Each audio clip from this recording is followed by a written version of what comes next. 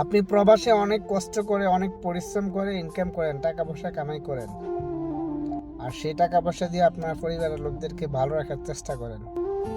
পাশাপাশি আপনার বন্ধু বান্ধব বা আত্মীয় স্বজন যারাই হেল্প চায় তাদেরকে যতটুকু সম্ভব হেল্প করার চেষ্টা করেন, কিন্তু আপনার নিজের কথা কখনো ভাবেন না। বিশ্বাস করেন ভাই, আপনার এখন ইনকাম আছে, সেই জন্য আপনি এখন বাস্তবতা বুঝতেছেন না। আপনার ইনকাম বন্ধ হয়ে যাক বা আপনি একটা সমস্যায় পড়ে দেখেন, এই যাদের কথা আপনি চিন্তা করতেছেন, যাদেরকে আপনি আপনার সাধ্য অনুযায়ী হেল্প করেন বা সাপোর্ট দিতেছেন, তারা কখনো কেউ আপনার পাশে দাঁড়াবে না।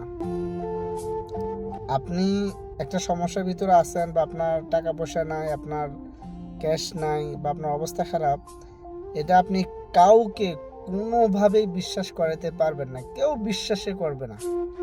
কারণ সবাই মনে করে প্রবাসে আছেন মানেই আপনার লাখ লাখ টাকা ইনকাম আর আপনার লাখ লাখ টাকা আপনার ক্যাশ আছে। আপনি যদি বলেন যে আমি খুব খারাপ অবস্থায় আছি, আপনার ক্যাশ নাই বা ইনকাম নাই, টাকা পয়সা নাই, আপনি বিপদে আছেন, কেউ বিশ্বাস করবে না, কখনোই বিশ্বাস করবে না। তাই সব কিছু বাদ দিয়ে আগে নিজের ভবিষ্যতের কথা চিন্তা করেন। বিপদে পড়ার আগে, সমস্যায় পড়ার আগে আগে নিজের কথা চিন্তা করেন। তাহলে এখন যে কষ্ট করতেছেন, এই কষ্টের ফল পরবর্তীতে ভোগ করতে পারবেন। কিন্তু যদি সেটা চিন্তা না করেন, এখনো কষ্ট করতেছেন, শেষ বেলাতেও কষ্ট করতে হবে। কারণ প্রবাসীদেরকে কেউ কখনো মূল্য দেয় না।